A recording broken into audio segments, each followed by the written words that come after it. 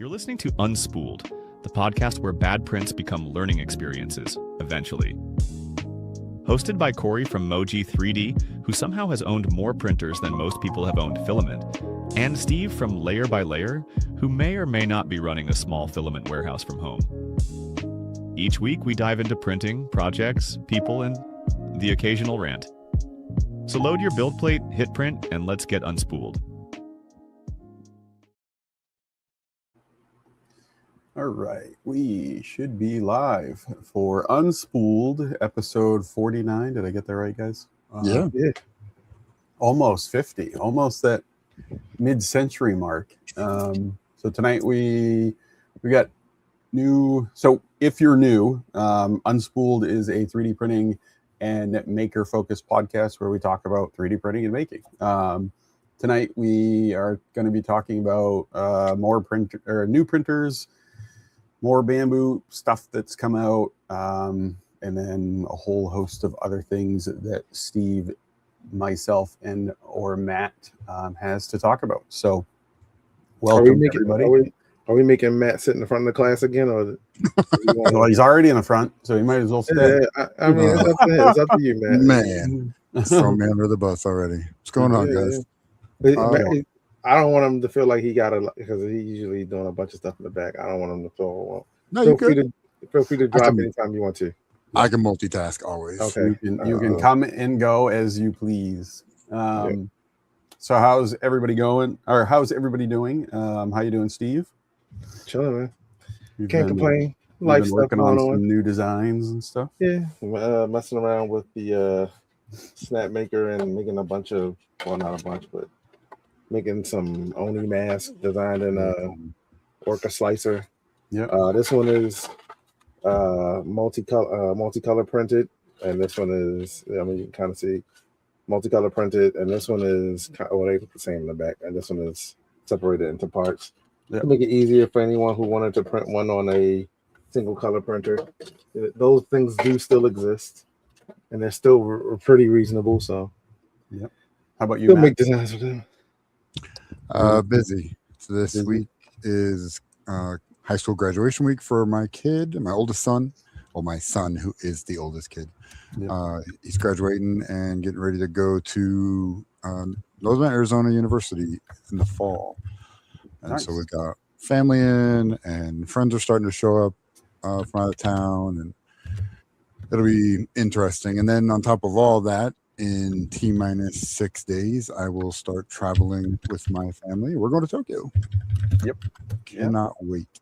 And Jerf is on the horizon, which you're going to be a few days late for that, right? We'll see. There is a chance I might actually make it. If I do make it, it'll be like the night before. Yeah. So I've talked to a couple people and told them I might come bug them during the show. So one of the things I wanted to talk about tonight is actually based on, or is about Jerf. So I don't know if you guys saw, but the AM Insight Asia, they did an article on Udo and Jerf about Jerf becoming incorporated. So Jerf is now a company in a sense of Udo and I believe 5 other individuals that are all part, or that all deal with a certain aspect of what it is to do Jerf. And if you guys read it, I'll post it. I'll post it in chat just because that's the link to it. It's a pretty good article. Talks about how Jerf came to be, a little bit about Udo and everybody else, the reasons why that it became incorporated as a company, and the fact that it has now doubled in size since the first one. So there'll be 163 total booths. 163 total booths. Like, that's wild, right? So, and it's going to be May 30th and the 31st at the Tokyo Ryutsu Center. So that's where you got to go, Matt. If you make it, you got to go to the Tokyo Ryutsu. Hope I'm saying that right. Center, but you're not. It's fine. You butchered it. oh, of course. But Actually, it's really close. cool. It's an amazing thing that Yudo did last year, and then for it to become that big on its second year is pretty impressive. So, but give that article a read. Give Yudo some love. Not now, because he probably won't see it, because I'm sure he's probably insanely busy. But it's been all over the place lately. Yeah, so it's cool.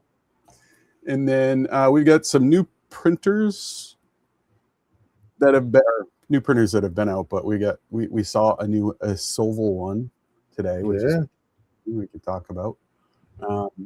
There's another one. Matt saw it too, and I saw it. Something about somebody doing basically another A1 clone, but now I can't. Neither of us can find it or remember where we saw it or who it was. But dude, I was like, "What are you talking about?" I was looking it up. I could not find anything. Yeah, it was on Reddit, and I just can't. For some reason, I did not register the company name. I saw the article and I was like, "Oh, that's cool," and then I didn't even think about it. Yeah, and I've lost it. I now have no clue where I found it, but eventually I will find it and post it. That's just like I found. There's a new like prosumer, like TPU PIBA printer. Mm-hmm. I watched the little promo video for it, and I was like, "Oh, I'll remember that name and bring it up when we talk." And that was Saturday's show, and I could not remember it. I was like, "What was that printer called?" It happens all the time. I do it with whenever I see something like a new Kickstarter printer. I'm like, "Oh my god, that's awesome!" And then I lose it, and then I don't know about you guys, but Kickstarter is a mess to try to actually find something in it. Like like if you search 3D printer, you get like 8 million like 3D printed Kickstarter things, like game stuff and board game things and all kinds of like trinkets that come up that are Kickstartered, and it's I don't know, I have a hard time finding anything. So I usually try to bookmark something if I see it, because if not, I'll forget it, as I did with that clone of an A1. But if anybody knows what we're talking about and you feel like putting it in chat, that would be great. Either that or Matt or I are like the only two people who saw it. But there were people making comments under it on Reddit. Yeah. So whatever it was popular enough for a bunch of people to be commenting on it. So maybe it got taken down, kind of like another post that was taken off of the internet most recently. Yeah. So if anybody did see, there was a post on Reddit that appeared to be from Bambu in regard to the issue with them and them threatening the developer of the Bambu of the Orca fork. They apparently posted some type of "we're sorry" retraction, "we made a mistake." So I remember I didn't get to read it before it was taken down. I don't know if anybody else saw it. So, and I think a lot of that may be a direct response to the SFC actively looking at this now, right? So like if you guys saw what we talked about Saturday, and then if you guys follow all that Louis Rossmann stuff, but that Software Freedom Conservancy, they've now taken up the cause, so to speak. And at the moment, I guess should I share this? You guys have probably seen this, but just in case you haven't, make sure I share the right thing. So this is from them. This is what they've put out. Essentially, they're not technically seeking legal action against Bambu, but it's obviously on the horizon if Bambu doesn't make it good or continues down the path that they're headed. But so this is basically what they're doing. They have essentially launched their own project of the Bambu Studio Orca fork that and I think I pronounced it Powell. I think it's Pavel, but I'm not sure. And basically they're taking up the mantle now, and they are going to not just do what Pavel did, but they are going to be fully reverse engineering the networking plugin and making it open source available, which I guess, Bambu should have done in the beginning. So this is kind of the highlight of what they're doing. You have access to this. You can actually reach out to them if you want to participate and help in any way. There's a whole bunch of different reasons why someone may want to. And then, so that was one here, the project, the Baltobu project. So these are kind of three things about that repository. And then number two was the SFC will continue as a watchdog for any further Bambu Lab violations. So basically anything in the future that Bambu Lab does that is a violation of the open source licensing, that they'll take further actions or continue to look at it. And then they're going to launch a standing committee to discuss software freedom and rights in the 3D printing community. So this seems like it's as a whole, not just Bambu, but obviously looking at Bambu first and then everybody else. And again, you can also participate in this committee. You can actually reach out to them if it's something you want to participate in. And they do. There is, if you look at this link here, there is some level of personal liability protection from them if you do participate in this. So kind of neat, it's cool to have an organization that isn't necessarily 3D printing related looking out for 3D printing. So and actually Pavel himself is has agreed to be part of this, and he will be on the committee, I guess. So it's kind of neat. All right, I'm going to unshare that. I think it's interesting, not specifically against Bambu, but we had the U1 from Snapmaker come out, and that has blown up every major company's what are we supposed to do this year? Well, tool changers, that's what you're supposed to do. And now this software issue coming up, and it's going to highlight not just Bambu, but anybody that is doing stuff. It'll be very interesting to see the rest of this year how.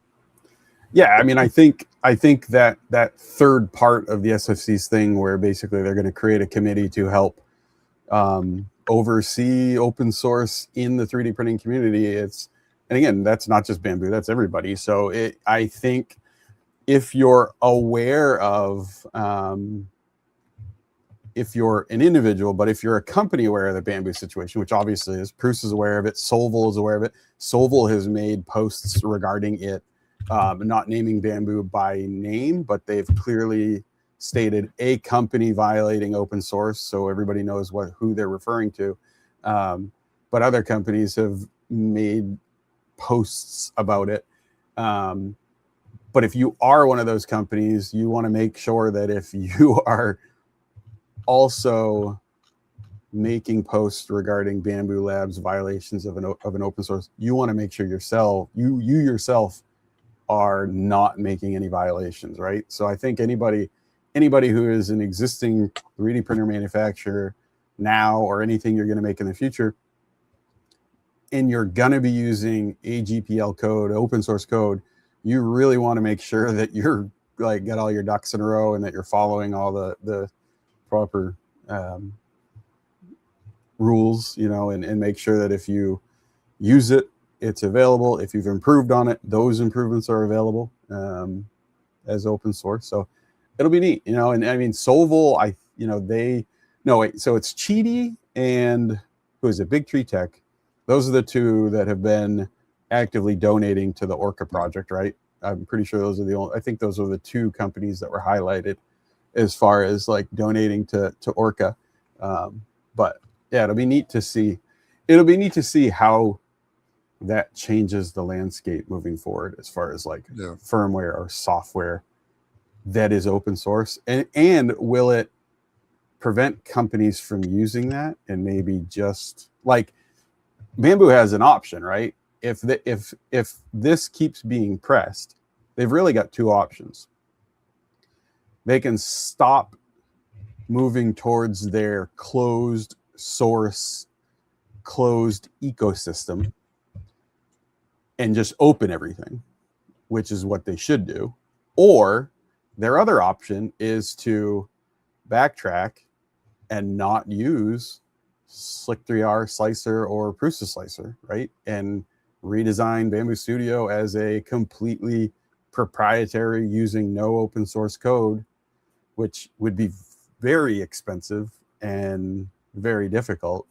But I mean, what would you guys do if the two of you worked for Bambu or the head of Bambu? What would you do? Would you just open it, or would you rewrite the software? I'd rewrite the software because I'm a company, and honestly, that I would hate for that to happen, but I'm not sure they could actually. I don't know if they could. I don't even know if even Bambu could swing that and it not be such an impact to their ecosystem. Mm-hmm. And it would be, I don't know, if it wasn't absolutely perfect, it would be a major like kick to the groin of the company, because it's, I almost wonder, like we've all watched them and they've slowly started to close down things and not let people do stuff. That hasn't stopped the open source community from jailbreaking everything that Bambu has made and doing their own things with it. But it's interesting how the way things are progressing, closed source it's almost not going to be a possibility. Complete closed source. Unless you're willing to.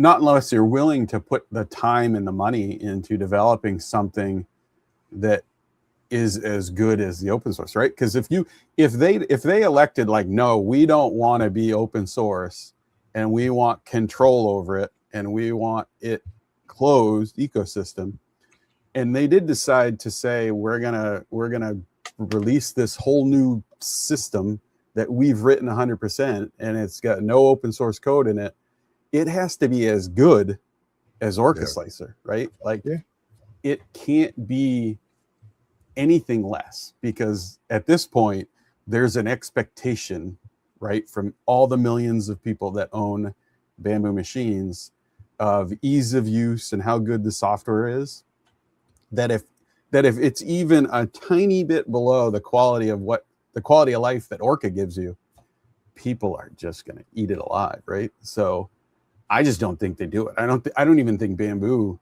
has the chops to do that. I think their only option is to open it and just say, here's Bambu Studio, here's the networking plugin, here's Orca, here's the networking plugin. Use whatever the hell one you want, right?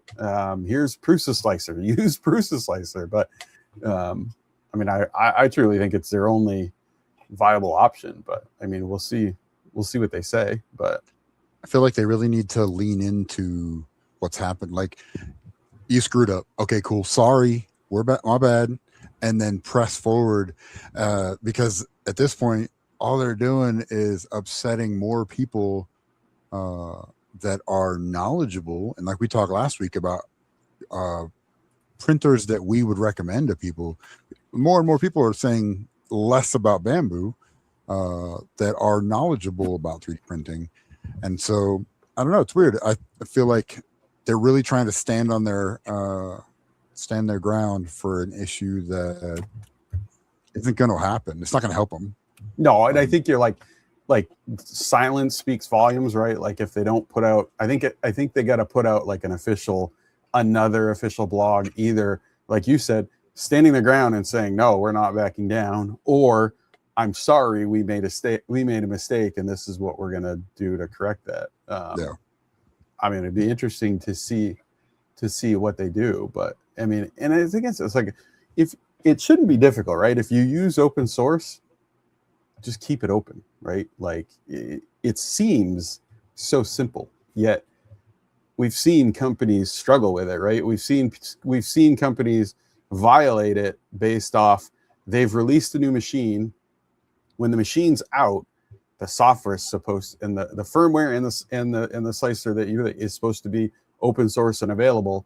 And we've seen other companies, not just Bambu, delay that, right? And months go by until the community has to be like, hey, you're using open source firmware, this has to be available and open, and then they'll eventually put it out. But you know, it's I guess it's better late than never, you know, in the Bambu case. You know, that it'd be very late, like 6 years late. But I don't know. I think it's been around 6 years yet. It's what? Well, they technically they have. So the X1C was launched in 2022, but the company was created in 2020. So Bambu Lab as a company has been around for 6 years. So, like I was saying before, if I was a company, I'd be like, hey, well, how? I mean, we gotta be realistic, and sure, we would love for all of them to just use open source, and we said it before, we want it all to be open, but not all companies are going to do that, especially if they stand the chance to capitalize off of closing some stuff down. So they would have to rewrite, they'd have to make their own slicer and write it from the ground up. But so far to date, they have. What? All of them have. All of them use Orca. No, I'm saying they would have to rewrite their own. Yeah. They would have to make their own slicers. Is what I'm saying. Then would have to go back to the drawing board and do it from zero. Yeah, but to date, everybody has used open source slicing. Yeah, that's what I was saying. I was saying, but as a company, if I want to capitalize off of everything, then I make my own slicer. I freaking do all the stuff internal, and people already think you only can use Bambu filament or Bambu printers. It's not hard for them to be like, hey, you can only use our slicer with our printer. Would it suck? Yeah, absolutely. Do we want everyone to be open source? Yeah. Is everyone gonna go like full open source? Hell no. They're just not gonna do it. A week before this all came out, Bambu Labs actually put out a notice saying that only their filament was supported and that they could only guarantee the print quality of their filament, which for all of us, we know that means like, okay, yeah, whatever. Like if I go to support with Polymaker filament, they're going to say, well, if the quality's not there, you're not using our filament. Yeah, that's why, right? Because we can only guarantee our profiles in Bambu Studio based on our filament, not somebody else's. And we know that, but for the other 97%, they look at that and they say, oh, that means then I can only run Bambu filament because anything else isn't going to print right. So they already kind of did that. And then, but it's like people have already said, like with this thing, if they choose closed and they rewrite their software, I mean, their next step is you can only use Bambu software or Bambu filament, right? Like you're going to like really closing and locking it down. Yeah. I mean, I don't think they would do that, but does it make you look a at lot of sense? Look at the old FlashForge printers that were their boxed filament rolls that you only could use them in their machines. That didn't last. Well, like Da Vinci for years. Da Vinci Pro, yeah. Yeah, they had, the cartridge filament that you could only use. And that was quickly, the community went in and cracked that RFID and allowed people to use, other stuff. Quite a few companies have tried to use proprietary, but it never ends well, right? Like it never, like Da Vinci didn't last. None of the kid focus printers that have like specific size spools that only fit in that printer, none of them ever last. They all tend to fold. Like I think if you're smart, you keep it uniform, right? Like any filament, just use Orca. Like Orca is so good. Why would you try to create your own thing? Well, it's kind of, I was having this conversation earlier with some of the guys on the Unspooled Discord about influencers using clickbait on videos and on titles of content that they're putting out, and how people now, clickbait is just what they want to see. It's that old Maury Povich and the screaming guest that, oh my gosh, you're the father type of thing. That's what people want. And in this day and age of social media and companies, Bambu says, oh yeah, our filament is supported, and they worded it the way that a normal person who's not a huge 3D printer nerd like us, the 3%ers, they read that as, oh, only buy Bambu. Okay. Mm-hmm. Well, I mean, that's like saying, right? Like bad press is good press. Any press, yeah, whatever that saying is. But and it's true, right? Like, as long as somebody's talking about you, it's kind of good, like. Yeah. And I think people talk about Bambu, right? And the more people that talk about Bambu, it's what's helped them get to that 35 to 37% market share, because the people that love them, and again, I've said their printers are great, right? They print good, they're good quality. I don't agree with what the company does, but the hardware and the printers themselves perform well. So if you're for them or you're against them, either way, you've helped them out, right? So the people that are against them are often louder than the people that are for them. But by being that against them and always talking about them, you've helped them stay relevant and in the they're all, if you search 3D printing anywhere, it's basically Bambu, right? Like that's the company, like that's they're everywhere. I don't know. I agree, like hybrid robotics, I agree with him, right? Like open source has to be open source. And Nero put out something today on X basically saying, that a lot of people on Reddit are basically are replying to all of this talk about Bambu Lab violating the AGPL license, the open source license, and their responses to it are, and he snipped one, and it's basically, I don't care, I just want to print, right? And that's what we talked about on Saturday, was that 97% of the people out there who buy 3D printers just don't care, right? So they are going to, they're the ones that are like, you guys are always whining, you guys are always complaining, but it's the 3% of us that care about open source is the reason why somebody like David Tobin keeps the government out of your firmware and out of your software, right? Because the 3% of us that care, we're the ones that keep your printers free, right? So if people like David Tobin didn't care about open source and fairness and all of that, and didn't go to California, meetings and say all of this, they would be putting these laws in place, right? So the 97% benefit from what the 3% of us do by advocating for fairness and equality and keeping open source, and not allowing a lot of these companies to break the rules and violate a lot of things. So I think for me, it can be frustrating when you see the 97% saying they don't care, right? Because I'm like, how do you not care? But they're just, it's unrealistic for me to have the expectations that they should care, right? Because that would be like me in an industry that I don't really care about having a struggle, and I would be like, it doesn't matter to me, right? So it's just that 3D printing matters to me, so I care about it. But I don't think a lot of people think about it. Yeah. Grenier and Beardy, thanks for the bits, guys. Thanks for the bits.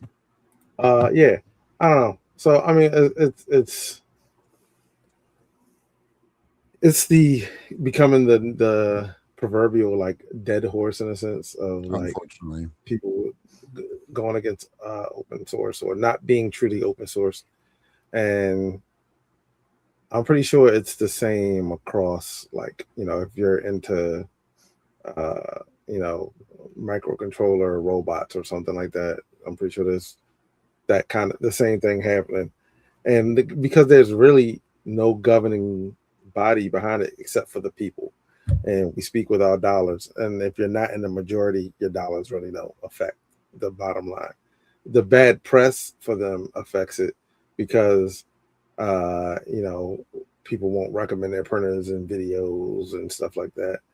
But you also still have like the store people still got to, with all this going on, I'm pretty sure that if you went to Micro Center, they're still pitching Bambus over anything else. So it's for them, it's probably more of the bad press side of it. They could have easily said anything for like 2 months, and then people would have probably forgotten about it for the masses would have probably forgotten about it for the most part. So it's always double edged when it comes down to these things. Like, people like them, they're easy to use. Like I said on Saturday, like if I had to recommend a printer for my sanity, and it had to be like a big enclosed printer, it would probably be, a P1S or a P2S or something like that. Outside of that, I don't know. Like, I've always recommended Bambu. I've said in the past they're great machines, and I've recommended them. I'm starting to get away from that just because I can't, with all of the things that they've done now. If I look at it and I say, I feel like now if I recommend them, I'm being hypocritical, right? Because I'm like, you guys are doing all of these horrible things and you're violating things, and you just really don't care. Yep. If I say, okay, well, yeah, but there's still a good printer, and if you're new, so I'm on the fence now or on the stance now where I will stop recommending them. Like, I don't care how easy they are to use. I'm no longer going to tell someone new, like, oh, hey, go buy a Bambu, until they fix their issues and stop doing what they're doing. If they did that, like if they came out and said, hey guys, we're sorry, we made a mistake, and they open source Bambu Studio and the networking plugin entirely, I'd have no issue with Bambu, right? That's my only problem that I've ever had with them. And I think a lot of people are like that. And if they did that, I'd even forgive, right? Because companies make mistakes, right? I don't think it's too late for them to mend a lot of bridges with the people that really care about this. At least in my opinion, if they admit a wrong and they fix it, I'll be okay with it. And I would start recommending Bambu printers again. And the other thing that I struggle with is when people start saying like that, well, like, we keep talking about this, right? Like, or the dead horse thing, like, oh, this is, you guys talk about this all the time, we're beating this. If we stop beating that drum, they have no reason to make it right? If we stop talking about it and we stop pointing it out, they have no reason to ever do the right thing. And like Louis Rossman and Gamers Nexus and the lawyer there on YouTube and SFC, like, they have it right? Like, you have to continue to push for this stuff for the people that it matters to, so that we force them to do the right thing, right? If they're not capable of doing that on their own. So I get what people say when they're like, I get when the 97%ers say, oh, we're tired of hearing about this because you guys, that's all you guys talk about. I get that. But if the 3% of us stop beating that drum, what's the point, right? We might as well just throw open source out the window and be like, do whatever you want, right? Take open source code, close it, and edit the hell out of it, and never put that out there. So I get both sides, but my hope is that the vast majority of the 97% start to realize that the 3% of us beating that drum repeatedly is the reason why firmware and software don't have lockouts in states like California and Colorado and Seattle or Washington and New York and all those, right? Because of people like us or David Tobin beating that drum. If we stop that, they won't care at all. No, and I think too, but they've got to be at least aware of it, right? Yeah, they're not going to be aware of it. Yeah. They might be aware of it, but as far as caring, so Hybrid Robotics says, are you going to continue owning and using Bambu printers? So everybody knows, you guys, I buy printers a lot, and I ended up with an A1 Mini, and my wife was like, why? And I was like, well, because it came with 6 other printers, and now I'm like at 53 again. So she loves that. But am I going to sell that printer? Probably not. You know why? Because it just works. But I don't like what Bambu's doing. And you can still, like, that A1 Mini is not going to hurt me. It is not the Terminator. It is not doing anything wrong to me. It's the company. If I want to use that printer and I don't like what the company's doing, then it's up to me to educate myself and to make the decision. Okay, look, are you going to support them or are you going to not support them? And if you're not supporting them, what does that mean? And I think that everybody has to make that choice. There isn't a right or wrong answer. There really isn't. Open source, closed source. There is no right or wrong answer, because ultimately what it does is drives the technology for everything else in the community to get better. All these little problems. I mean, it happened way back when Creality first started. Creality did their own versions of this kind of goofy stuff, and everybody hated it. But Creality sold millions of printers. Bambu, everybody's upset with them, and I say everybody, but the 3%ers are upset with them. But they're selling millions of printers because they work. The next company is going to introduce a new printer, like the tool changers that are starting to come out. Those companies are going to start pushing things and pushing the community in a different direction. And pretty soon, this whole argument of this kind of stuff, it's going to be, oh, I cannot believe we joked about one company being, they're the evil empire and they're going to take over the world. We'll say that if they correct it, right? If they don't correct it, we'll just continue to beat that drum for those of us that care about it. Yeah. But for me to answer Hybrid Robotics' question is no. I will not buy a Bambu Lab printer unless they do what I said before. If they fix their issues, then I would have no problem recommending a printer. Would I buy them? Probably not. At this point, I don't have any trust in Bambu Lab for anything, and I would not buy a Bambu Lab printer. I own one remaining Bambu Lab printer. I've owned 7, 8 total, I think. I have one remaining P1S that I do not run with Bambu Studio. I don't even have it installed. I slice from Orca, and I do not have the network plugin installed. I slice it and then I put it on with a USB. I do not. It does not touch the internet. It is completely blocked from the WAN at all. Completely. All my printers are. So none of my printers have internet access. Period. I don't care who it is. Unless there's an OTA update that I want it to have, I will open it up, run the update, shut it off, right? But the only reason why I have a P1S remaining is I've held on to it because for the purpose of testing the BQ Cyborg, which has been in the works and is supposed to be coming out. And basically it's a hardware kit to gut that thing and basically take the Bambu Lab heart out of it and throw it away. And that's the only reason why I've kept that, because the hardware on it is good.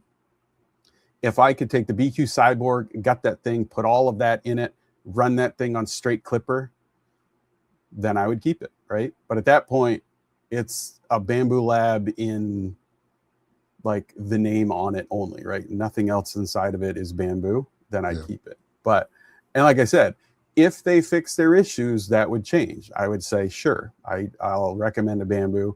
I probably still wouldn't buy them myself, but I would have no problem recommending it to a newbie. So if that answers your question. I mean, how about you, Steve? You don't have any Bambus left, do you? The A1? Yeah. Honestly, it barely gets used, to be honest. I used it a little bit, like maybe earlier this week, and it failed. So I'll switch over to the. I switched over to the Centauri. We're getting more and more printers that are like that. They're just getting better. Yeah. And that's my thing. Is like for me, I know I wouldn't spend any money on a Bambu. Mostly because for what I do, the smaller machines, the cheaper machines satisfy that niche. Outside of needing more colors, but most of the time I'm printing stuff that I made. So if I need more colors, I'll just simplify the model so that it can be printed in parts. So it like a lot of this stuff hits me different. And like I said, would I probably recommend the P1S to my cousin? Mostly because he could be doing stuff that will what's the word? Could for his company that he works for. So they may need potentially more than 4 colors. But I'm also second guessing it now because you can get a CC2, and really I need to look up the documentation. The documentation and stuff like that on it to see what's offered, because a CC2 would be just as good for him, considering that he may or may not need to do more than 4 colors or whatever. And honestly, if he was going that high, I would probably offer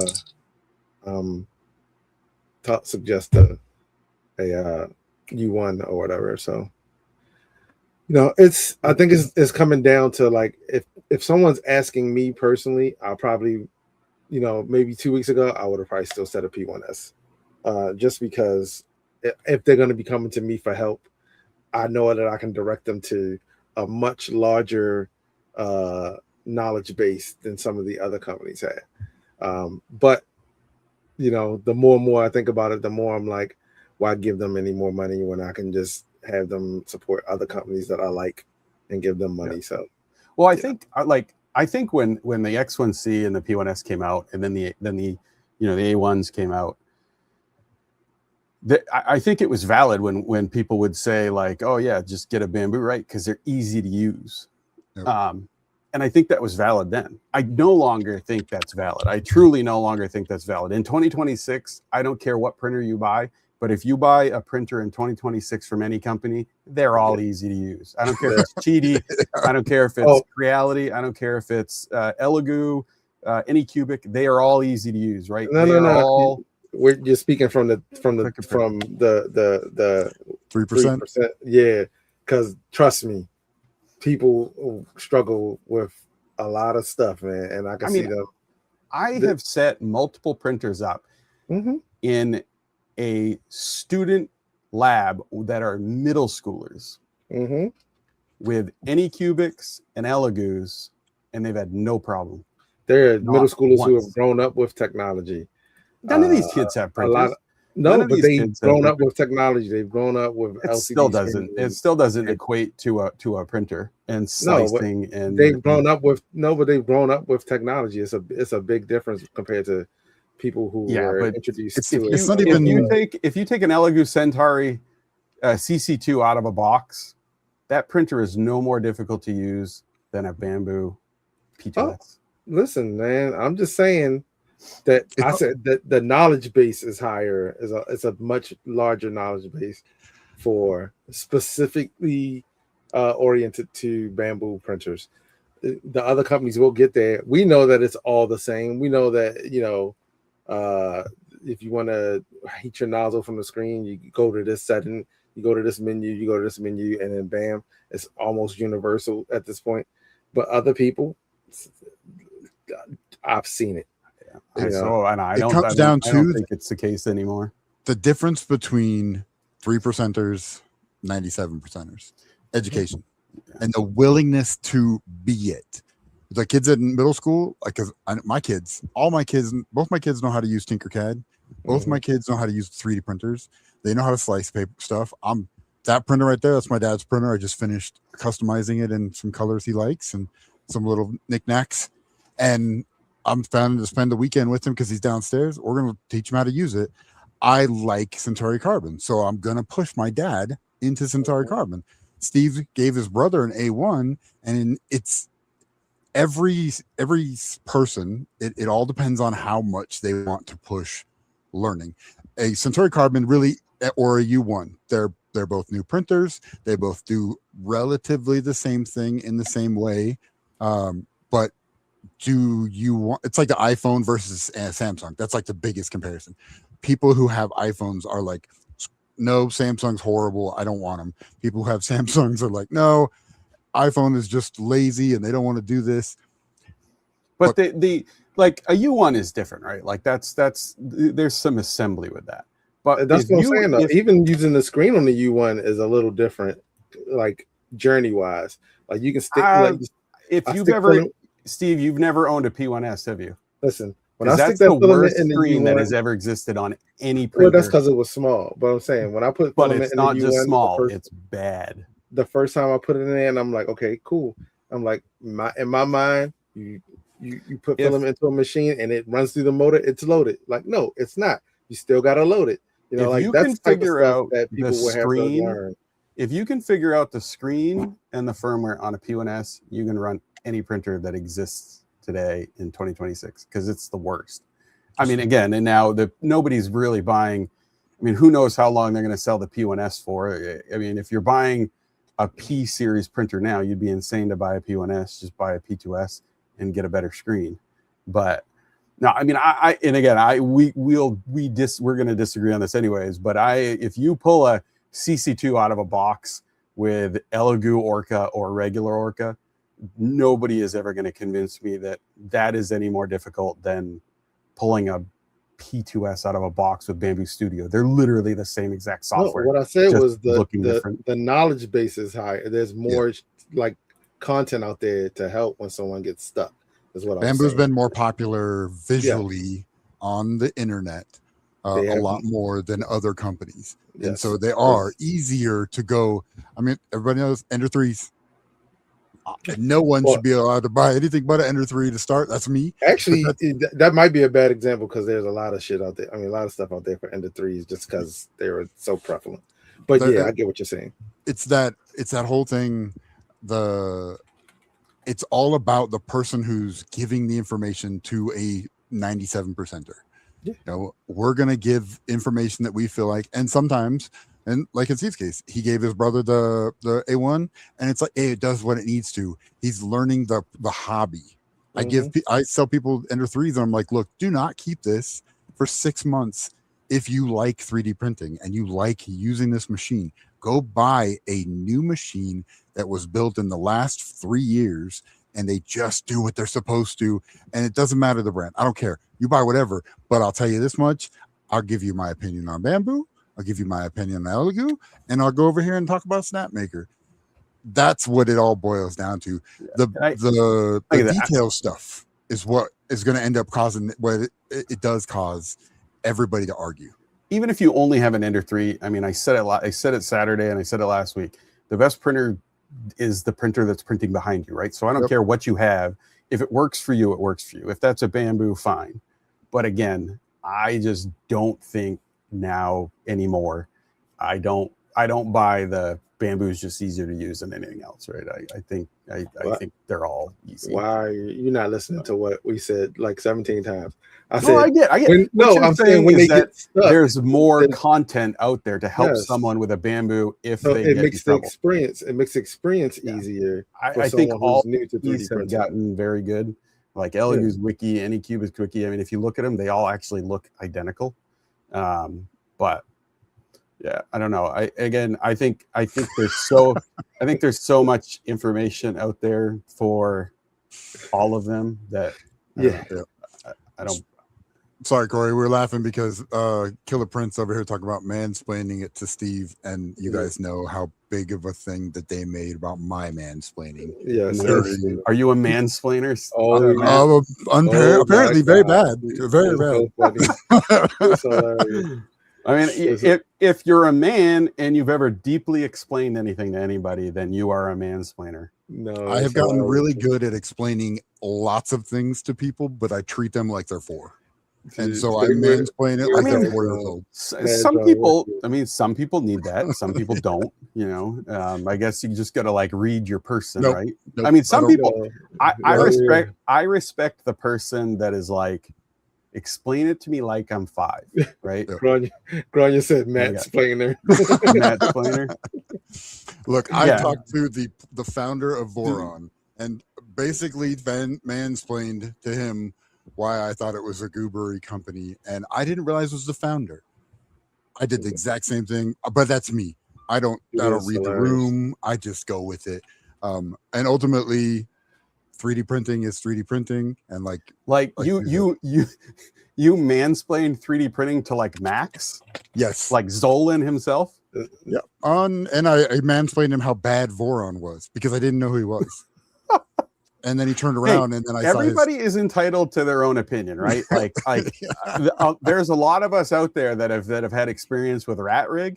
That if you had the founder of RatRig in front of you, you would explain to them your quality control is god awful, right? Like you got to fix that, and you got to stop trying to do everything yourself, and you got to get somebody like Jason from LDO to help you with kits and QC, right? So, but again, he's not that, I guess. But here's the best part.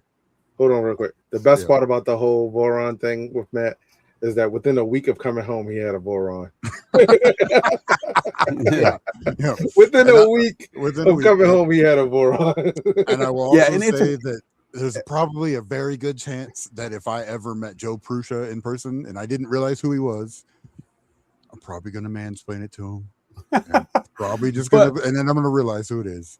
Yeah. And Voron's hard, right? Like that's always been an ongoing thing, is because, you know, Voron is not selling printers, right? Voron created something, and then other people are selling kits on it. So it's tough to say anything about Voron because it's basically a thing that exists, and then everybody has their spin on it. And a lot of it is about when you buy your kit, right? Like my 2.4 was a Seabor kit, and it was an early Seabor kit, and it was not LDO kit, right? Like the kits weren't as good, but they've all gotten a little bit better now. But then it's different, like if you self-source it yourself and all kinds of other things. But like I don't. So you actually told him I wasn't there. So you actually told him you don't like Vorons, or how did this actual conversation go?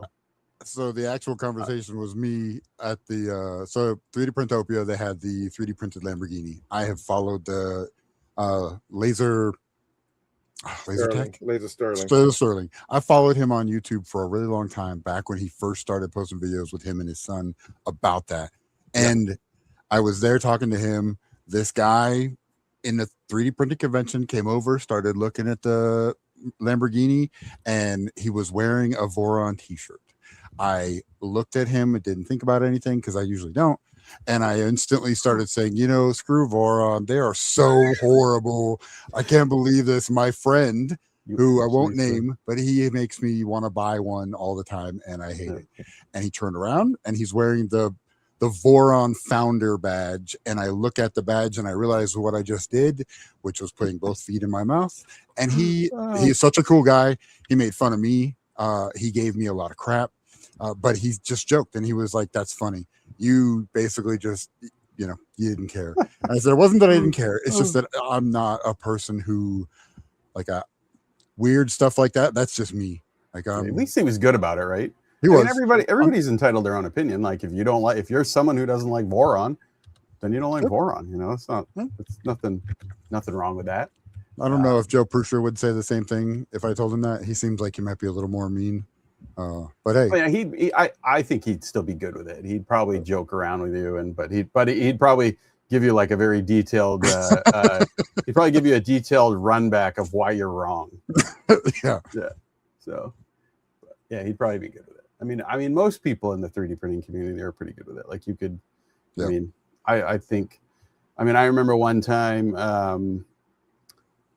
somebody was telling me something about, I think it was Josh from Recreator 3D, where someone was talking to him about how pointless PET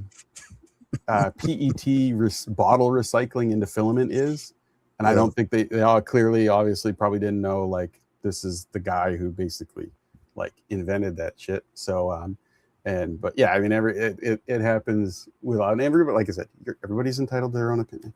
But so, Matt, I think you made kind of a mention of it. Well, you've mentioned it a few times, but the Solval tool changer, we've seen a lot of it now, and it was months and months ago that an image of that basically was leaked. That wasn't that long ago. That was about a month ago, man. No, remember they did the shadowed one. Yeah, it was like a month ago. No, it was months and months ago. It was actually in the fall there was a. But they brought it up again like a month ago, and then now the last couple of days they've done this is what it looks like, and then I will say Solval. They didn't do that. They did this is an angled photo of it. Yeah, but Solval, I will say whoever their marketing person is or their social media person, they are hitting every mark when it comes to poking at everybody and everything, and I think it's awesome because they're. I think I meant something. Yeah. Their entire social media is like, oh, can you guess what the size of our printer is? And then everybody is putting all their 2 cents in. Oh, can you guess how much we're going to charge for it? Same deal. Like, it's great. They're using the communities of 100% of people to advertise for their own printer, and we don't even know anything about it other than it's obviously a tool changer. Yeah, which is pretty typical. I mean, all of them do it now. These like blacked out silhouette pictures are pretty much what everybody does. For like the last 3 years. It's kind of corny in my opinion. It is a little corny, but it gets you talking, right? Like everybody wants to know how big it is. To me, it looks to be at least 350. But I felt like the morning when Prusa rolled out the Core One, we were like, wait, what in the world? We were like, wait, where did this come from? And we were like all in awe. Like, I feel like that's a bigger impact than like dragging it out and then like people happening to like, did you see Solval finally released the da. Like the anticipation kind of ruins it for me. Like just surprise us with something brand new and get the shock value immediately. Yeah, I don't know. I like the ongoing thing because it gives all of us something to talk about. So I like the little. Sometimes it's corny, but I like all the little. Breadcrumbs that they give us, like this, like the first image they showed was a clear like AI image, and it was kind of weird. I mean, this is kind of because everybody was like, oh, it looks like it has 5 tool heads. It looks like it has 6 tool heads. I mean, by this image, I think it's pretty clear to tell that it's got 6. Why else would you put 6 spools of filament in front of it? But I'm more concerned. It's big. Everybody's like, oh, how big is it? Like some people say 350, some people say 400. I think it looks based off like, and again, it was an AI image, so it's tough to tell, but based off the screen size and everything, it looks like it's at least 400. And if it's a 6 tool changer, I would think it would be at least 350. Somewhere in the 350, 400 range, because like if you compare it to a Voron tool changer and how the typical tool head changes sizes are, unless this is not a tool changer and it's a nozzle changer. I think it's definitely a tool changer, especially with So I'm wondering if it's Bondtech-esque. Wait, you can see it in the other photo, the color photo. In the color photo. But as I say, watch Sovel got with Bondtech, and they're like, hey, I know that this other company is kind of taking a while. I'd like to put this stuff on ours. I don't care. Of all companies. As long as it's a tool changer and it's got 6 tools and it works well and the price is right, I'm game, right? Like I actually would rather see it at 350. I don't want to see 400. For me, I think 400 is just too big for a lot of people. I think it's too big. I don't want 400. Steve, 350 at 6 tool head. That's perfect. You've got an Ender 5 Plus. Okay, and of the 3 of us, you legitimately have the smallest workspace. Yeah. That 350, how hard is that to kind of get around things? No, this is a 5.1. I mean a 5S1. It's not the it's S1. Okay. Yeah. I have it. So I got to respond to Killa first. So he says works well is suggested. Yes. By works well, I mean I'm going off of what we know now for tool changers that works well, which is the U1. So as long as it works well, like the Snapmaker U1, and it's at least 350 with 6 tools, I'm good. I'm going 7 tools because just looking at the layout and the color photo. Switch to the color photo. Why would they put 6 rolls if it's 7? Where do you see 6 rolls at? That fake picture right there is 6 spools. Yeah, the AI looks like 6 colors in the shadow. No, look at what the heck are y'all talking about? Look at the screen. The picture you got on the screen.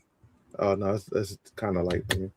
Okay. No. Switch to the. So listen, this is what I'm saying. Go to the newer one. Yeah. But you can't use that one as a. Go to the photo that appears to be the actual printer.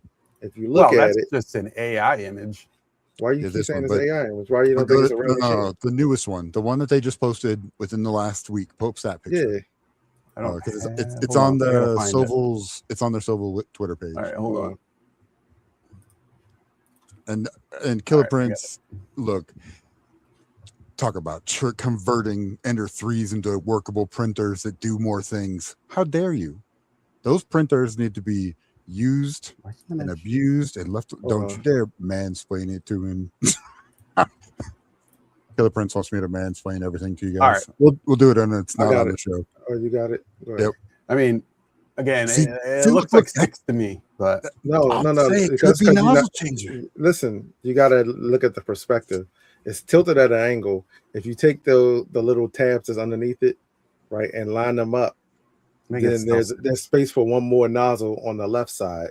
Looking at that, I think you're wishing for 7. No, I'm not. I'm using math and spatial recognition to understand how when something's turned, it still has another nozzle there. Based off that with 6 spools, I think it's 6. Well, look at count the things at the top. Count the little flickety flicks at the top or whatever. Corey's got 8 flickety flicks up there. Steve's got 7, and I'm all about it's a nozzle changer. The other thing is it's not a nozzle changer. You're not. You're way wrong than we are. You smoked your dinner. And yes, look at what Cody said as well. 7 colors in the word forward. Now they're trying to give you a clue. I'm telling you, it's 7. It's going to be at least 7. This one. I mean, they could. Hey, maybe they're trying to lead you down the wrong thing by putting 6 spools and saying it's 7. I don't know. That image. And look at if you keep saying it, but then look at the things flicking off the top. It's like at least 6 to 7 flickety flicks on there. As long as it's 5, that's all I care about. Yeah, absolutely. Minimum of 5. I just want it to be sub $1,000 because they're gonna do 7 letters in the word character. They're gonna at less than $1,000. They're gonna do the same thing to the community that U1 did when they came out with this, and they're going to have a huge printer that is a new tech, and it's going to be somewhat affordable in the $1,000 range. Well, that's a pretty affordable printer for a big guy. That's what everybody's assuming, right? Price, because the one thing Sovel always does is their stuff is usually very competitively is priced right. You know, like when the SV08 came out at what $500, $550, whatever it was. You know, it's pretty cheap for what it was, but you know, it'll be interesting. I mean, the key is if they do it right? Like it's it's got to be done well. Like the slicer integration has to be done well. The firmware's got to be done well. It's got to be good. It's got to be U1 good, because if it's anything worse than the U1, people are going to compare this to the U1. I mean, what? Or the XL, or the Creator 5 now. Yeah, or the Creator 5, which, if this is good though, depending on when this is launched, if this is really good, this could bury the Creator 5. Flashforge is done. I don't think so. I think the price will still be too competitive. Think so? Because the Flashforge is only $700 right now. Like I figured this would probably is usually more on the more expensive side compared to most. I feel like this just to kind of like not disrespect themselves. It's probably going to be at least like, I'll say maybe 9 to 12 range. So which makes it competitive, which makes it a decent. You feel like you're getting your value from it or whatever. So yeah, I think if this is anywhere like around the $1,000 range, it's going to be a pretty good deal. Oh yeah. Now the funny thing will be is if this comes out before the index before you could readily like the index on the Prusa or on any machine is readily available, and you're able to order it all the time. If this is now out, when's the Creator 5 out? It's not technically in pre-sale, right? Is it out now, right? Or it's no? like pre-order, I think still. Yeah, I think it's. And Killer Prince, the Soval is actually supposed to be enclosed because they have a top hat on the full picture. So you can, so the Creator 5 Pro, you can order it. It says shipping within 30 days. So okay. Yeah. I heard the Atom Form has a early June. No, they haven't set a date, but early June was what they were saying was the date for them to start shipping. Yeah. For some of the early backers. That would be interesting to see. Yeah. And then how well that printer does, and whether or not you can just, whenever they get to the point where you can just order that from the site, not having to be a Kickstarter backer. But yeah, I'm excited. I've been on the fence about that printer just because the way it's so different, and it's a new company. It'll be interesting to see how reliable it is, and then its reliability long term. That for me, based off the price of it, because it's not an inexpensive machine, it would have to be out for a while, and I've seen it doing well before I would spend the money on it, or if I would ever recommend to someone to spend the money on it, just because of what it is. But it's really cool. I mean, I like that 6-color AMS engine. It looks exactly like the Anchor Make color engine. I don't know if you guys remember that. So when Anchor Make came out, they promised the 6-color. They called it the color engine. It looks basically just like that. I think this one has a heater in it, though.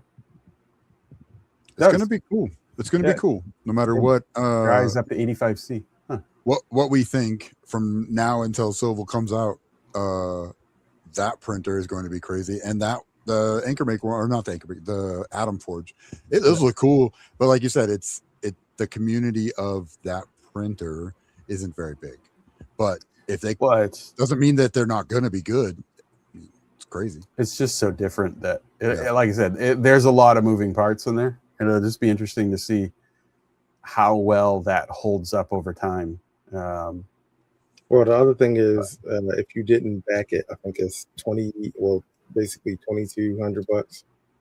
If you did back it, it looked like it's like 1,000 or something. I'm not sure. Really, it was weird, worded weirdly. So I don't care because I didn't back it. But yeah, I don't care that much. But it's cool to see it out in the wild and people using it. People are going to talk about it one way or another. Well, the thing is, if it's good, right? Like if it works well,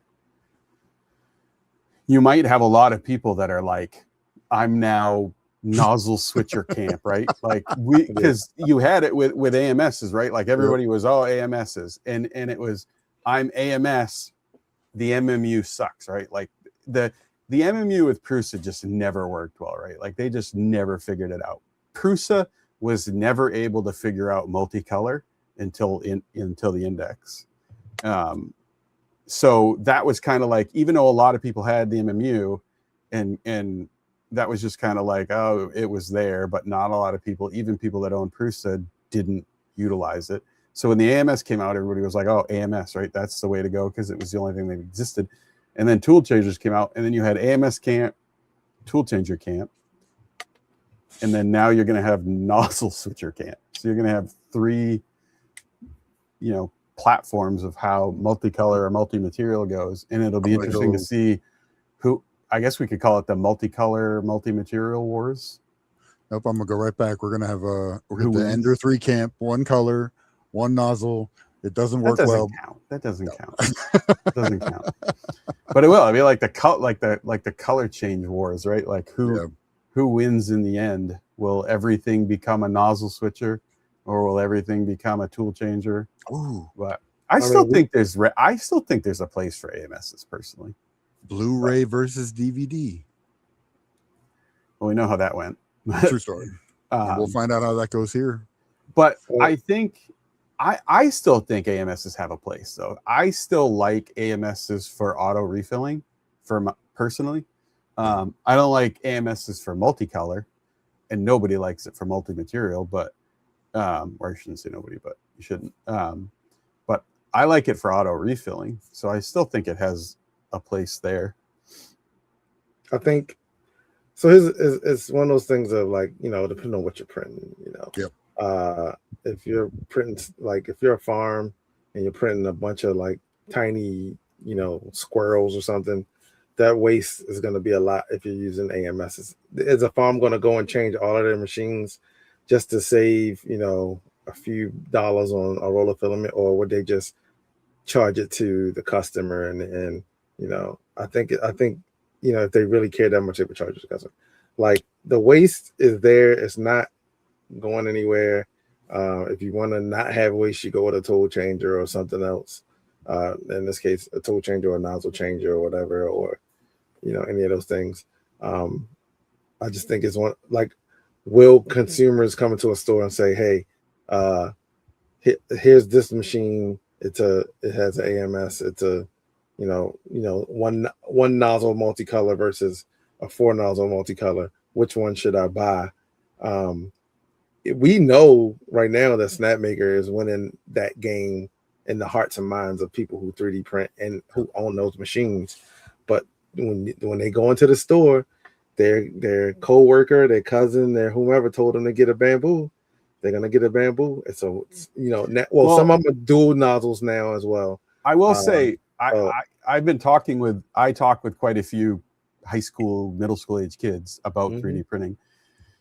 And the one thing that especially high school kids care about is cost of filament. That's because they don't. And I've talked to a lot of them now. They just don't have a lot of money, right? So like a $20 roll of filament for a kid to buy one is a lot, right? Yeah. So when I talk to them, a lot of them are like when I start talking about the Snapmaker, because when that came out and I got one, I brought that into the shop, into the school, and showed it to them. And it was like that for them, because it's a lower cost machine, it's really exciting, right? Because the one thing that a lot of the high schooler are thing is that they can't afford a lot of filament. So if you can save a lot of money on filament, then that's huge. So I think over time, once more machines become either tool changers or nozzle swappers with no purging or significantly less purging, I think you're going to see a lot of, especially high schoolers, steer towards that filament saving, because you just said they don't have money. They're going to go get a P1S because it's cheaper and I'm specifically talking about one kid that he has a Bambu lab right now, and one of the things that he complains about, he's got an A1 with an AMS, And one of the things he complains about is losing a lot of filament, like buying a kilogram of filament and 300 grams of that going to waste. So like he was saying, he would have rather spent $250 more and had got a U1, but he had bought the AMS or the A1 with the AMS before the U1 was available. But he would have rather spent $250 more on a U1 if in the long term it was going to save him a ton of filament. So yeah, that's if he has it. There's some kids that are like, I can. My dad or my parents gave me this amount, or like my kids. If my kids told me they want to get into 3D printing, I'd probably buy them the cheapest machine because I know that today they want to get into 3D printing. Tomorrow it'll be something else. Well, it depends on the kid, obviously. Yeah. But if you're a kid who is in 3D printing and hopefully you're smart enough to know that you're going to spend a little bit more money and tool changers going to think. But they do. I will tell you, at least in my experience, kids, the cost of filament is a factor. I mean, if your parents buy you all the filament you want and you're wealthy, that's the thing. Then in most cases, that if you're not, from what I saw, there weren't too many kids coming in there buying filament for themselves. It was their parents coming in there and buying the filament as well as the printer. I see a lot of kids that have to buy their own filament, so that's kind of where I was at. Like the parents bought the printer, but the kids have to buy the filament. So I'm basing it off of like being in the store and getting my heart broken when I tried to sell them a printer and like, oh hey, well you can do this. Yeah, for Spark X. Well, the Spark X with a CFS is no different than a Bamboo. They're literally the same exact. That's what I told them. That's exactly what I told them. Well, like Cody Dragcar from YouTube, he's saying CC1 all day for the price. Yes, 100%. I mean, I would say the CC2 now, right? Like, but even though do the math, dude. Do the math, and it's still a CC1 with a $55, four color changer. And even now, like you can get a used CC1. Yeah, but you're not even gonna. I mean, if you want to buy used, but I mean, eventually you're just gonna buy a CC2 new because they're gonna run out of its CC1s, and then they're not gonna manufacture anymore. Oh yeah. But I'm saying it was just like right that now. Right now. I mean, you can buy a CC2 combo for $399. Yeah. I mean, it's kind of hard to beat for. I mean, you really can't. I mean, what else can you buy that has the capabilities of that with 4 colors? It's really tough. The Cobra X, right? It's $399, I thought. But it's not enclosed, so it's not even in the same class, right? Yeah. Like I hear a lot of people who say, the A1 is better than the P2S or the P1S. And it's like, it may be for you, but you can't really compare that. It's like apples and oranges, right? An A1 and a P series are not the same printer. It may be better for you, but you really can't compare the two. And I don't think you could. The same with a CC2. Like you can't compare a CC2 to an A1 or a Spark X. You can or an Anycubic Cobra X. Like you can compare it to a P2S or any other enclosed 4-color, like the Flash Forge, the 85X. Well, do you think anybody is going to buy an 85X now? Why would you, right? Yeah, I don't. Why would you buy 85X with the Creator 5 Pro out? Yeah. What's the price difference? Does anybody know the difference? Maybe that's a think factor. the AD was what, $299 at one point, something like that. I just thought, like, I was thinking, because I know we've talked in the past about 3D printing companies coming out with new printers and doing so in a way that like cuts their own legs out from under them, right? Like Steve, we talked about it with the Spark X. Like, if you have the Spark X, why are you going to buy a high, right? Yeah. Or the new Ender 3, the Ender 4? Like, that was crazy. I didn't understand that move at all. But with Flash Forge, I just thought like anywhere from 310 to 3 $99. It looks like, depending on where you get it from. So the 85X is $399. Isn't that the same price? No. Yeah, even regardless of the price, I probably would just go with the. They're significantly. The Creator is $699, right? The Creator 5, which is the non-enclosed, the Pro is the enclosed, is $799. So you're $400 more. All right. Yeah. That's a lot of filament. That changes. I mean, and really, it also is going to boil down to, again, personal preference, knowledge base. Yeah. But the big one, Micro Center is a big store for everybody. Not always, but let's say Best Buy, because I guarantee you Best Buy is in every major city in America. Best Buy, if they only carry 3 brands of printers and your mom goes in to buy a printer, they're only going to get whatever's there. Yeah. They're not going to be, most parents are not going to go online and, I can find, like right now, you go on Elegoo's website, $399 for a CC2 complete, done out the box, 4 colors, enclosed, 320 temp. They're not going to do that because they're going to want to go and find out. I don't know anything about 3D printing. Let me go to Best Buy. Yeah, but if you go to Micro Center right now as a parent who knows nothing about 3D printing, the 3D printer you're going to end up buying is the one that the salesman liked the most. Yep. Or price. No, it's the one that they get the bigger return on. But if you go into a Micro Center and you have 2 printers that are the exact same price and basically do the exact same thing, the vast majority of those parents are going to walk out with the printer that the salesman convinced them to buy. And it's going to be the one that the salesman has a bias towards, whether that's a Creality, a Bambu, whatever else it is. It's a Bambu. At least from my experience, it was like, okay, like you could be standing right there with, exhibiting the printer, and the people walked straight by.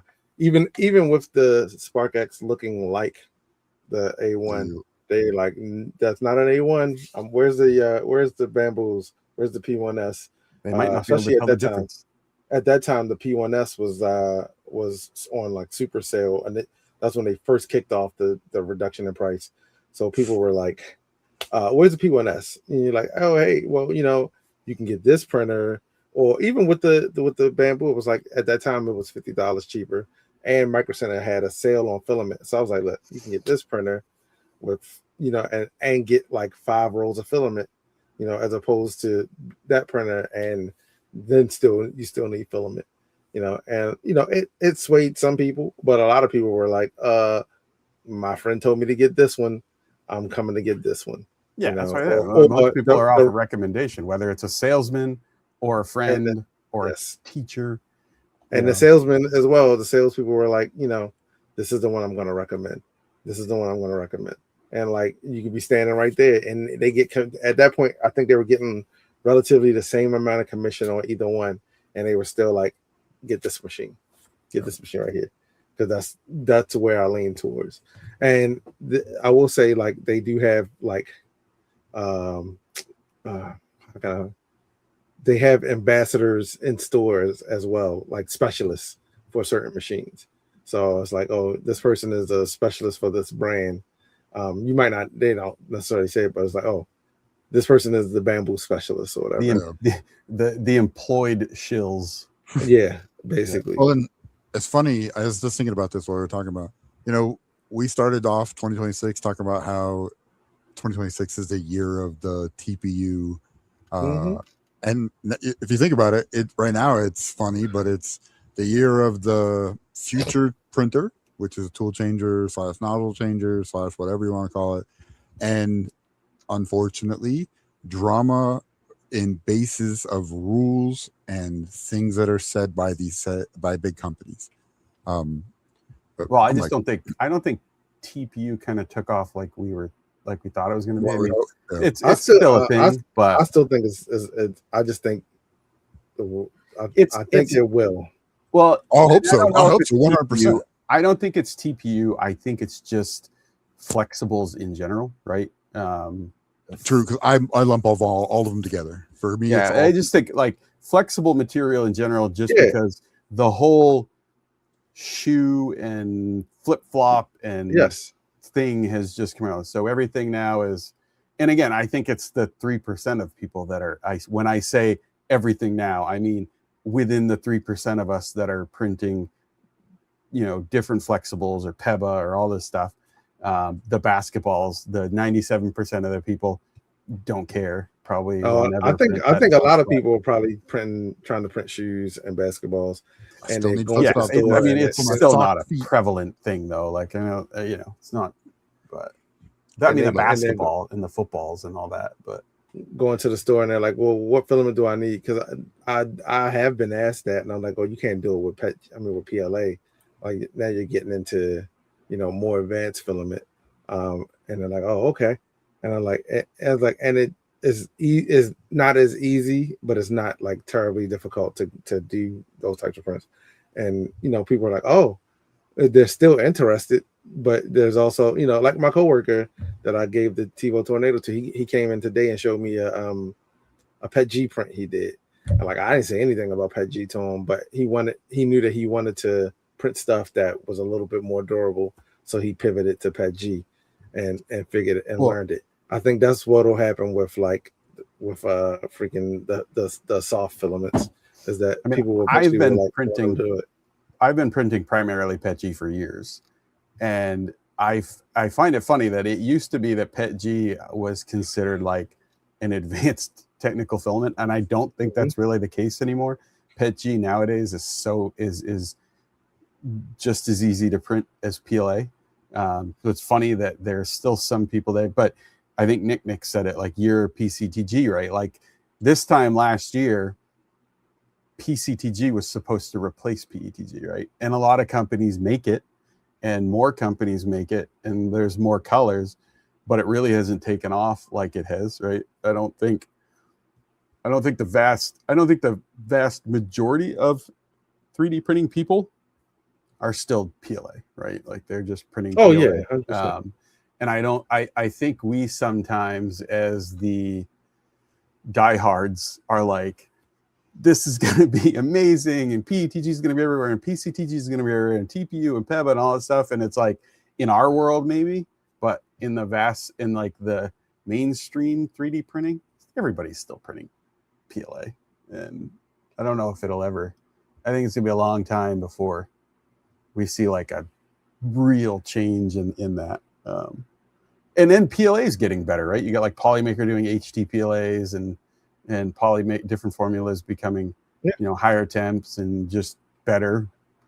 Everybody's coming. Like, when I say it's going to be the year for TPU, I'm not saying like, oh, it's going to like everything else has gone out the window. I'm just saying more people will be printing with softer materials this year because there'll be more available, which I thought by now there probably would be. I think it's still very expensive to print with softer materials. They cost more, and that could be a deterrent. But I think once you get more like PLAs, PEBA, whatever else might come up out there, and more brands selling it, the pricing will definitely have to adjust.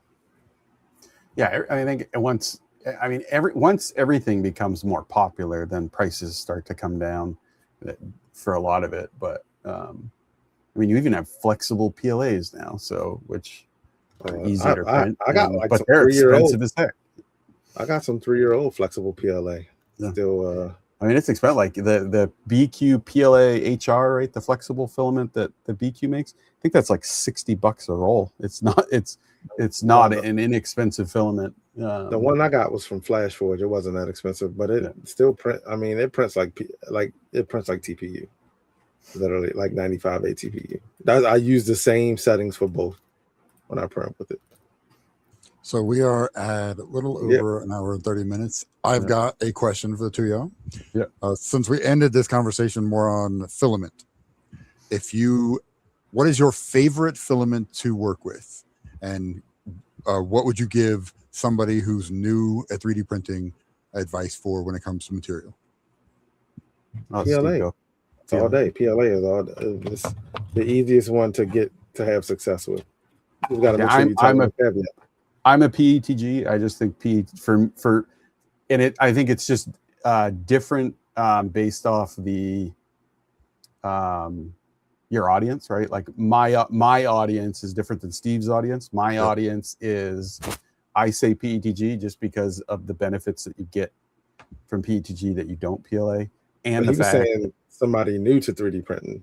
That too. So 2 parts. So one is favorite filament. It's still different though. Like my audience is different. My audience new to 3D printing are already coming into 3D printing wanting to print advanced filament. I very rarely ever get, unless it's a kid, but and even that, like a lot of the kids that I talk to are like robotics kids or kids that are technical. So a lot of times when I talk to people, they're wanting to get into 3D printing to print parts, right? Like not aesthetic stuff or flexible things. They're wanting to print parts for stuff. So they're already kind of thinking in the PETG, ABS, ASA type of area. So I tend to lean towards PETG because PLA is a given, right? Like it'd be like, oh yeah, here's a PLA and just print it.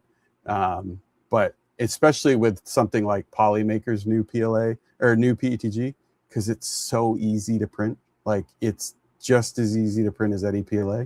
So, but I think it depends on your audience, right? Like if you got someone that's coming in just wanting to print, Oni masks or helmets or everything, but even that, like I'm like, print your helmet in PETG, then when you leave it in your car, it doesn't melt, but I think it depends on your audience. But I mean, what do you say, Matt? Like when you gave that teacher that printer, they're probably wanting to print PLA, right?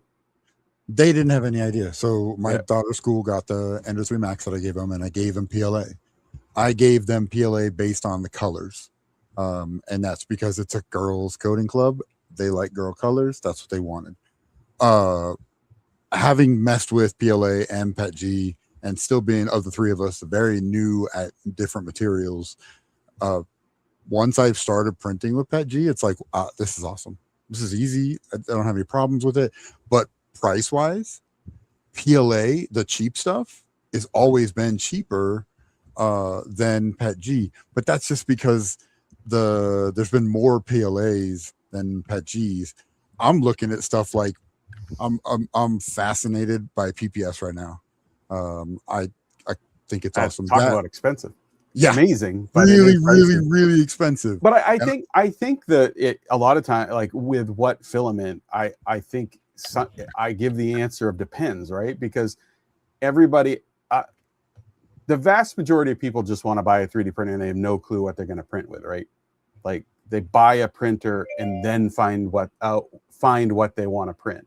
And then you have some people who are buying a 3D printer for a purpose, right? Like I now know I need to print this part or I want to make this thing and I'm buying a printer to do that. That person is different because they might not want an A1 to print PLA. They may want a Centauri Carbon to print PETG, ASA, and ABS. So I think it's also a different thing. But the vast majority of people, give them a printer, give them PLA. Yeah, that's what I'm saying. I think for the regular person who walks up to you and says, "Hey, thinking about getting into 3D printing, or I'm thinking about getting a relative," I'm not going to be like, "Hey, go print these things that are potentially slightly more difficult to get the right results out of." Then like, "Hey, go print PLA. You got tons of colors. You got the settings for it are kind of like universal. And it's the happy path." And then if you want to print, because just like with my coworker, I gave him a bunch of PLA that I had that I wasn't using. And he had mentioned something about PETG, and I was like, well, yeah, I was like, they sell it at Micro Center. If you want to get to that level, go over to Micro Center, grab some PETG, and then find some videos or whatever. Like most, slicers have settings for it now. I was like, but there is other stuff. Like his first couple, I think first one or two that he tried to do in PETG failed. He printed it again and it worked. And I think that's the thing is like, especially for like such a, it's a niche hobby. Like a lot of times, I'm going for the happy path. Like I didn't give my cousin ASA and stuff that I know he could probably use for his company that he works for. I gave him PLA. Like, hey, lock this in, figure this out. This will help you learn about 3D printing, and then you can pivot to PETG or ASA or ABS or whatever engineering grade. They do a lot of stuff with like engineering, like for real engineering grade type stuff. So I could see him eventually going down that path of like, Peak or something like that because someone bought something that he ain't printing on a P1S. So he's going to need that printer if he wants to go there. Yeah, but I'm just saying, like I'm going happy path. Like let's make this as easy as possible. So The gateway like I said, I think it's your, whoever your audience is. Like I said, a lot of my people are like, I'm buying a 3D printer because I need this or I need to do this. And in that case, I'm usually recommending a printer that can print the material that they need. And sometimes it's like, I have a friend of mine who I helped get into 3D printing, and his first filament to print was ASA because he bought a printer specifically to print a certain product that he was making, and it had to be an ASA. So his first, and he had a tough go of it because he bought at the time it was a Qidi +4 because the Q2 wasn't out yet, but so he bought a Qidi +4, and his first filament that he ever printed was ASA. So he had a little bit of a learning curve with it, but again, he had a purpose for it. So it's definitely not the norm, but I think Matt Al made a good point. It says get them into the hobby first, then make it complicated. Yeah. And I think that for new, which is what Steve was talking about, pay PLA 100%. High school kids that have already been messing with, I know what this is, PETG or even ABS, because PETG is one step below ABS when it comes to trying to figure it out. Because I printed with ABS and I was like, oh, this isn't so bad. It just smells bad. Next for me is ASA and polycarbonate, and it's just getting higher and higher and higher on the list of polycarbonate's actually not difficult to print with. I don't know why people say it is, but it's not. It's easier to print with than ASA and ABS. But all right, so it is definitely that time. Real quick, two things. Loop. People were starting to talk that like, yeah, it's basically that the loop filament recreator, especially with Creality coming out with their thing. Also, Creality, it looks like they're still going ahead with becoming a publicly owned company. So they have done that push again they're continuing that push to become a publicly traded company. So technically could own some stock in a 3D printing company if you wanted to at some point. About to get rich off Ender 3 stocks. That's right. That's right. You better get outside in on of the that, ground floor. Yeah, exactly. Outside of all of that, we're probably rating the Fedor. He is unboxing a Flash Forge Creator 5. So good time. Yeah, we just talked about that. So that's on the he's on YouTube as well. He's 3D Print SOS. So we appreciate everybody swinging by. If you're on Twitch, hold on for the raid. Give Better some love. If you're on X, thank you for joining, and we will see you guys next week. It's number 50. Yeah. Yeah. Take it easy, guys. See you, guys.